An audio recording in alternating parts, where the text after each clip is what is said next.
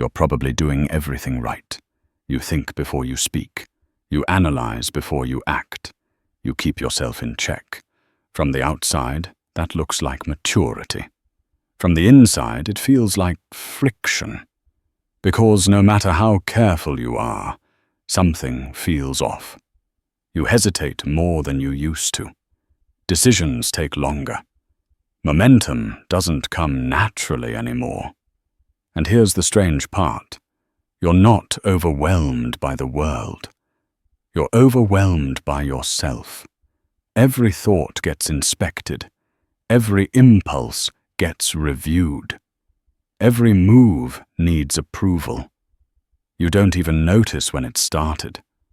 At some point, self-control quietly turned into self-surveillance. And the more you monitor yourself, the less alive you feel. Carl Jung warned about this exact trap. He said, "Too much of the conscious mind can smother life." In other words, when you're constantly watching yourself, you stop actually living.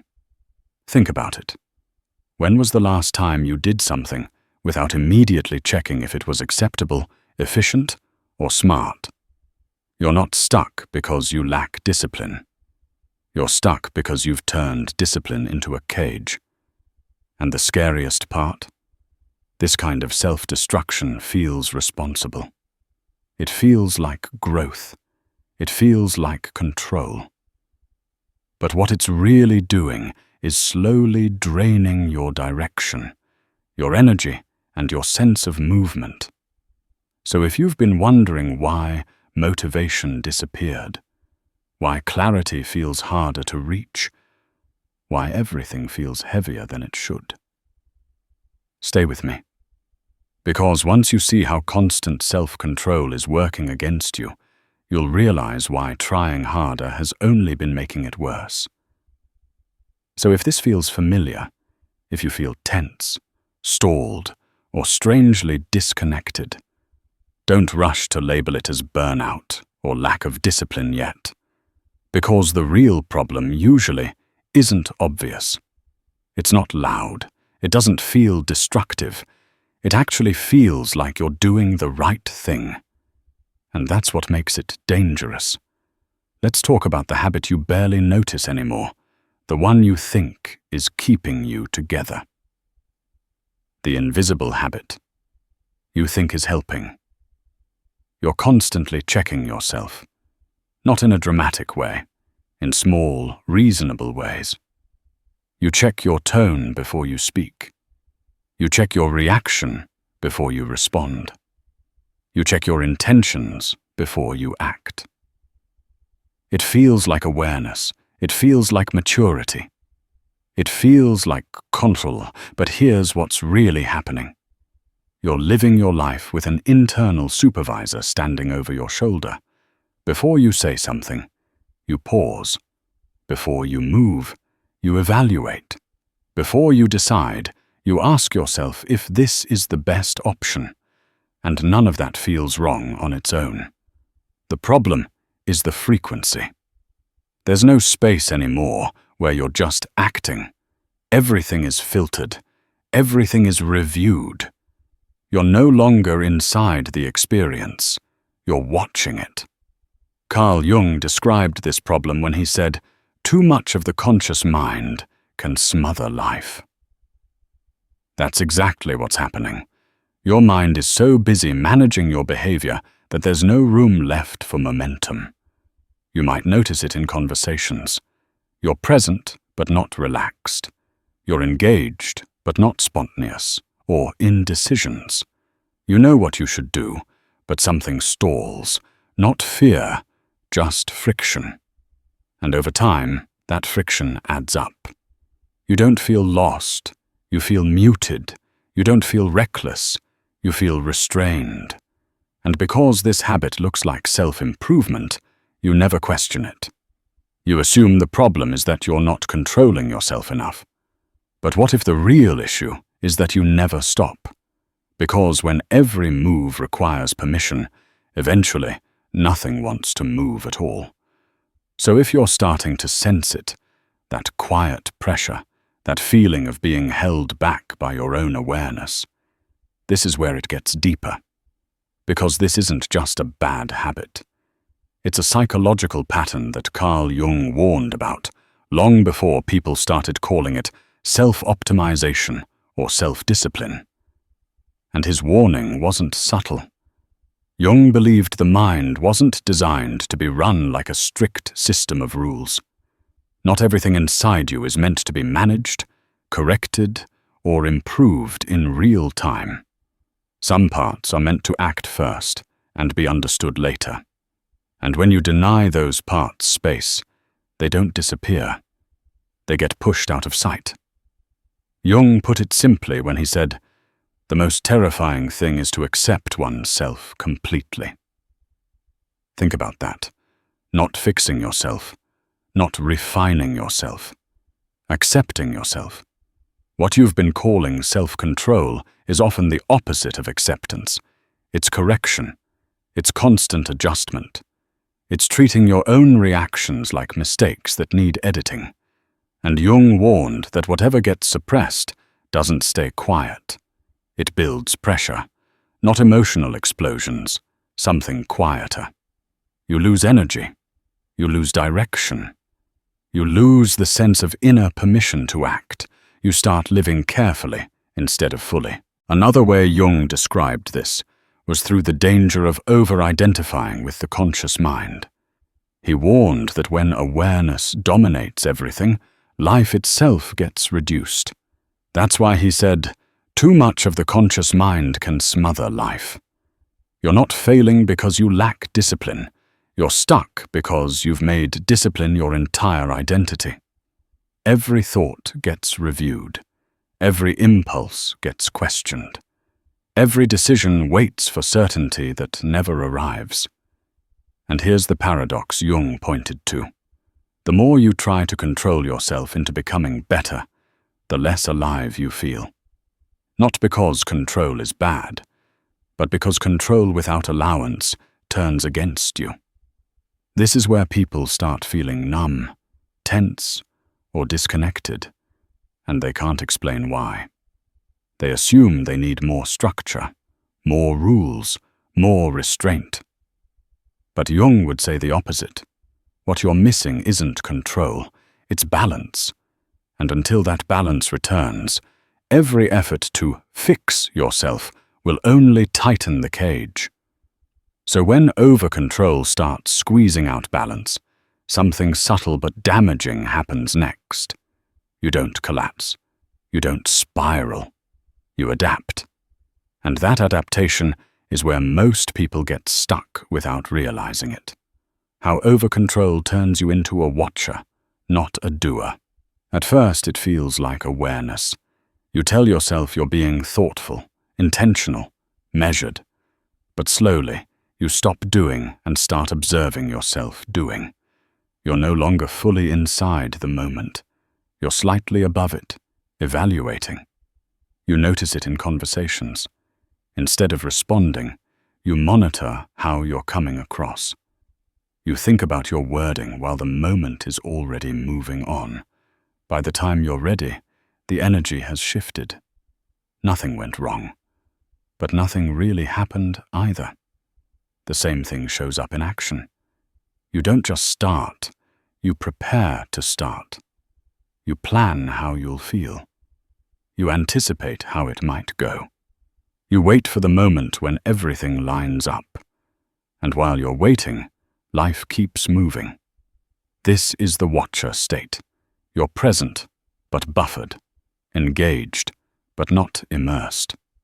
Carl Jung warned that when the mind over-identifies with conscious control, it steps out of life instead of participating in it. That's when awareness becomes distance. You don't feel reckless or impulsive. You feel restrained. You hesitate not because you're afraid, but because every move needs internal approval. And approval takes time. Over time, this creates a strange split. One part of you wants to move, speak, decide. Another part insists on supervision. So momentum dies in the gap. You start thinking you've lost motivation. But motivation doesn't disappear. It gets suffocated. Because nothing wants to move under constant inspection. The more you watch yourself, the less natural your actions feel. You start questioning instincts that used to work just fine. You second-guess choices that don't actually need debate. And eventually, acting feels heavy, not dramatic, just tiring. That's the cost of living as a watcher. You're always nearby, but never fully in it. And the longer this goes on, the harder it becomes to remember what it felt like to act without permission. That's why over-control doesn't make you sharper. It makes you hesitant. And once you've lived like a watcher long enough, something confusing starts to happen. You're doing less, but trying harder. You tighten your grip, thinking that will fix it. That's when self-control stops feeling like discipline and starts quietly working against you. Why self-control? Eventually backfires. Self-control looks clean on the surface. It looks like restraint, like consistency, like strength. But psychologically, it's a system built on pressure. Every time you stop yourself, redirect yourself, or correct yourself, pressure builds. Not all at once, not dramatically. It accumulates. And the mind has a rule it never breaks. Pressure always seeks release. At first, the release is subtle. You procrastinate on things that matter to you. You delay decisions you already understand. You avoid starting, not because you don't care, but because starting feels heavy. You tell yourself you're just tired. So you add more rules, more structure, more control. That's when it flips. Carl Jung warned about this exact pattern. He observed that when too much energy is invested in control, the psyche compensates in the opposite direction. In simple terms, what you suppress doesn't disappear, it pushes back. That's why hyper-disciplined people often experience sudden drops in motivation, focus, or direction. Not because they failed, because something inside them is resisting being managed constantly. You see it when self-control turns into self-sabotage. You know what to do. You know how to do it. But something refuses to cooperate. And the more you force it, the worse it gets.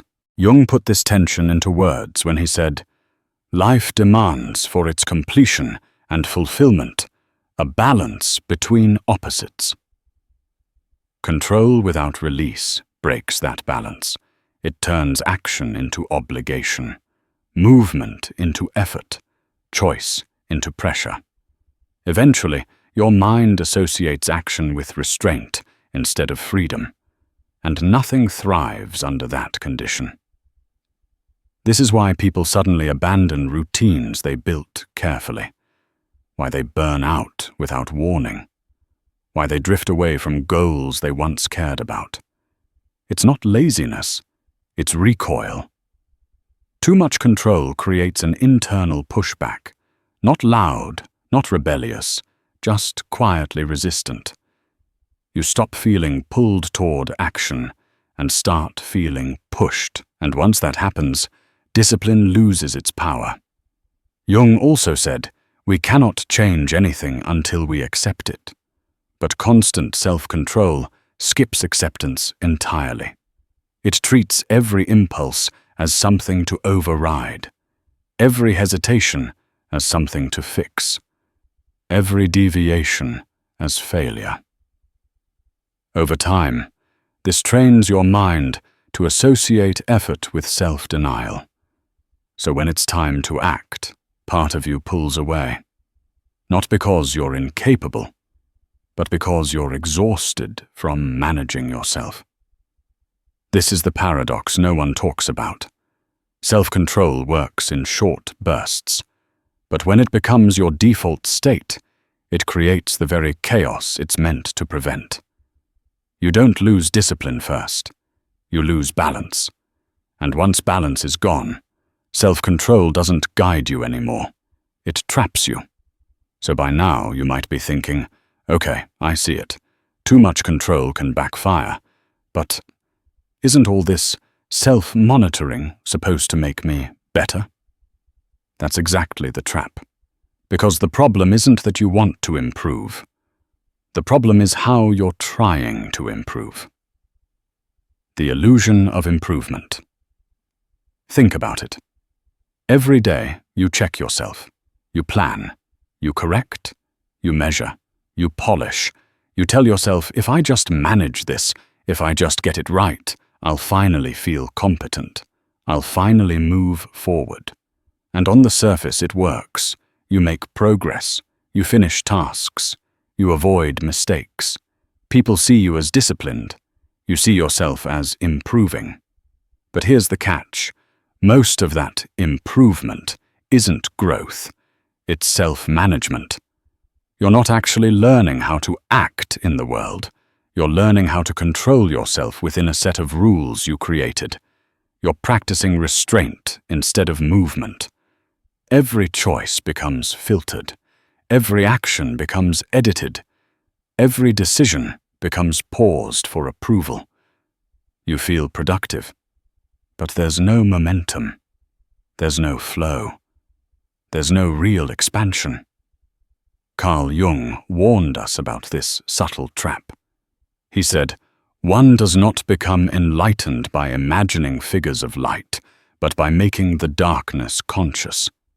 Translation: real growth isn't about performing perfectly or controlling every move. It's about engaging with yourself as you are, even the messy, impulsive, unpolished parts. Because those parts are the ones that carry energy. They carry direction. They carry movement. When you suppress them under endless self-checks, you feel stuck. You feel like you're improving because you're disciplined. But underneath, something is quietly resisting. You might notice it in moments like these. You plan a big project and check every detail, but somehow you never start. You rehearse a conversation over and over, but when it comes time to speak, you hesitate. You track every tiny habit, but your motivation still feels gone. You call it procrastination. You call it laziness. But it's not. It's the result of a mind trapped in self-management masquerading as improvement. The irony is sharp. The harder you try to improve through control, the less real improvement happens. The more you monitor, the less natural your actions become.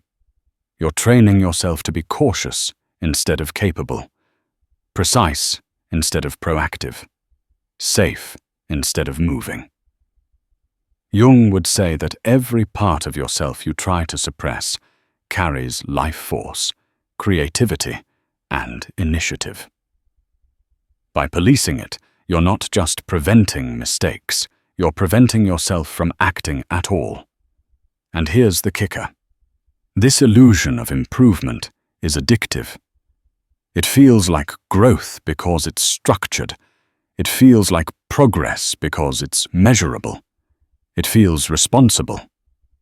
But it's a mirage.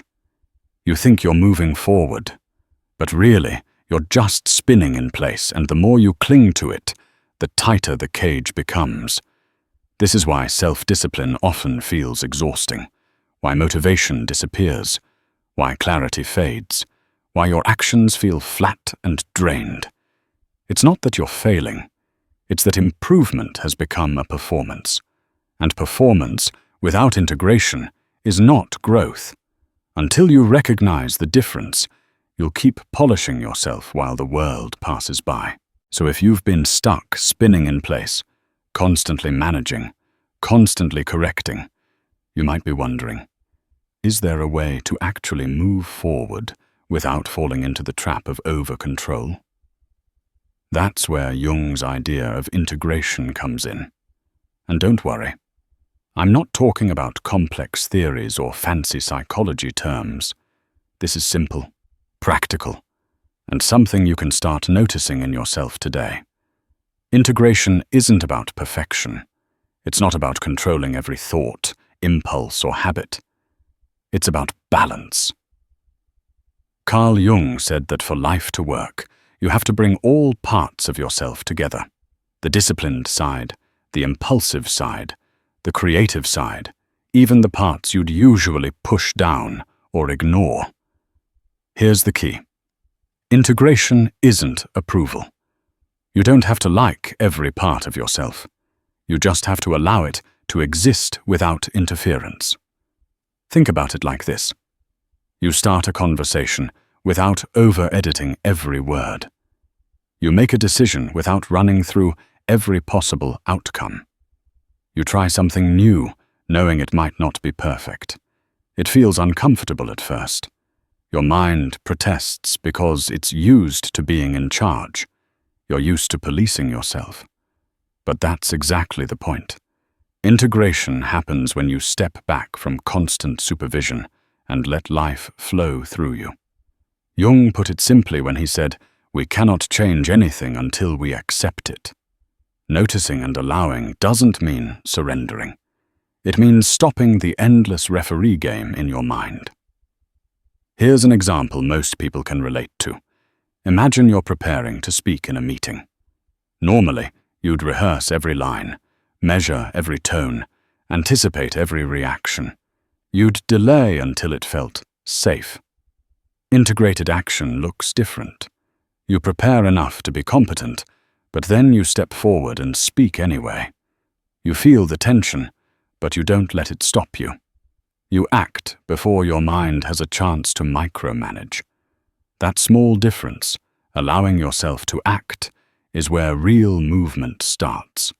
It's where energy returns, momentum comes back, direction reappears. Over time, integration trains you to trust yourself. You don't need to constantly monitor your every move. You don't need to polish endlessly or second-guess instinct. You become alive in your actions instead of paralyzed by them. You start doing instead of endlessly preparing to do. And that's the paradox Jung was pointing to. The more you fight, the less you move. The more you allow, the more you gain control. It's not magic, it's not luck. It's balancing awareness with action and letting yourself exist fully in both. Once you see this, the cage of over-control starts to loosen. And for the first time in a long time, you start moving again. So you've slowed down, stepped back from constant supervision, and started allowing yourself to act. And then, something changes. It doesn't hit like a lightning bolt. It isn't dramatic, but you feel it immediately. Momentum, direction, life moving through you instead of around you. The moment direction comes back, it starts small. Maybe it's deciding on a project without running through every what-if. Maybe it's speaking in a meeting without rehearsing a perfect line. Maybe it's taking action even when the outcome isn't guaranteed. And suddenly, the weight you've been carrying, the tension, the hesitation, the constant internal referee, starts to lift. You notice clarity. Not the clarity of certainty, not the clarity of having all answers, but clarity in movement, clarity in choice, clarity in energy. Because here's the truth. Direction doesn't come from control. It comes from engagement, from participating in life instead of policing it. You start acting before fear, doubt, or overthinking has a chance to paralyze you. And the strange thing? Those parts of yourself you used to suppress, the impulsive, uncertain, raw parts, they start helping you. They push you forward instead of holding you back. You realize that motivation isn't something you find. It's something that grows when action is allowed. Movement produces clarity, not the other way around. Carl Jung said, We cannot change anything until we accept it. Here's what that looks like in real life. You used to prepare endlessly before making a decision. Now you prepare enough, then act. You used to analyze every social interaction. Now you participate first, refine later. You used to second-guess every idea. Now you test it, see what happens, adjust.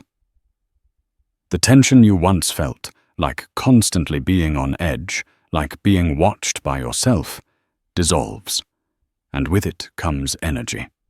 Energy to move. Energy to choose.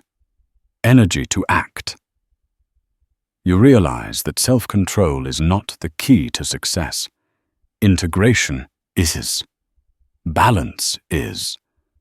Allowing yourself to act fully, without micromanaging every impulse, is where direction lives.